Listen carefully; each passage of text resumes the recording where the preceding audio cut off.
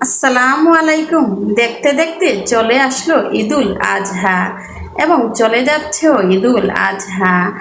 জানি না কার ঈদ কীরকম কাটলো, কিন্তু আলহামদুলিল্লাহ আমার ঈদ ভালোই কাটতেছে।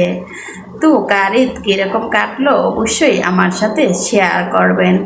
কিন্তু একটা জিনিস, সব কিছুই পাচ্ছি ঈদে, কিন্তু একটা জিনিস পাচ্ছি না, সেটা হলো ছোটোবেলার ঈদে যে এরকম আনন্দ উল্লাস পেতাম, এখন আর ঈদে সেটা পাচ্ছি না। কেন পাচ্ছি না সেটা বুঝতে পারতেছি।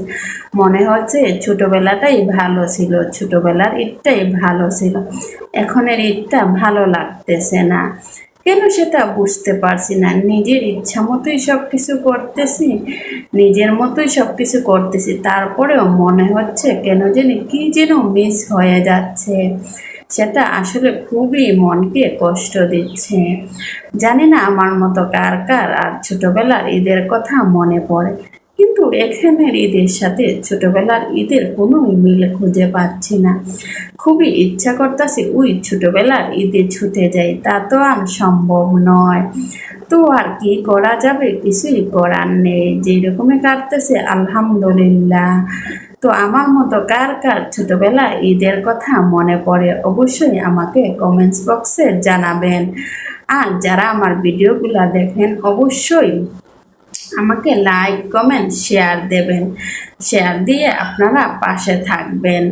আর যারা আমার ইউটিউব চ্যানেল থেকে দেখেন তারা অবশ্যই আমার চ্যানেলটিকে সাবস্ক্রাইব করে নেবেন এবং বেল বাটনটি ক্লিক করে রাখবেন, যাতে আমি পরবর্তী ভিডিও ছাড়ার সাথে সাথে নোটিফিকেশনটি আপনার কাছে চলে যায়।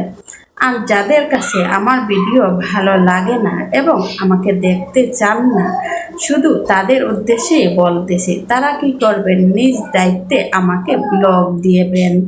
তাহলে আর আমার ভিডিও আপনাকে দেখতে হবে না, আমি আর আপনার বিরক্তর কারণ হব না, আপনার মাথা ব্যথারও কারণ হব না। আমি চাই না আমি কারোর বিরক্তের কারণ হই।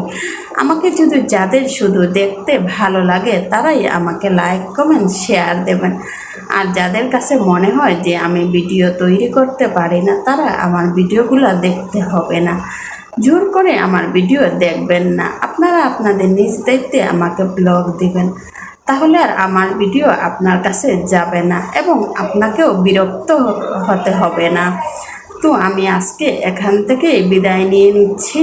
সবাই ভালো থাকবেন এবং সুস্থ থাকবেন, সুন্দরভাবে ঈদ উদযাপন করবেন। তো আজকে এখান থেকে বিদায় নিলাম, সবাই ভালো থাকবেন। আসসালামু আলাইকুম।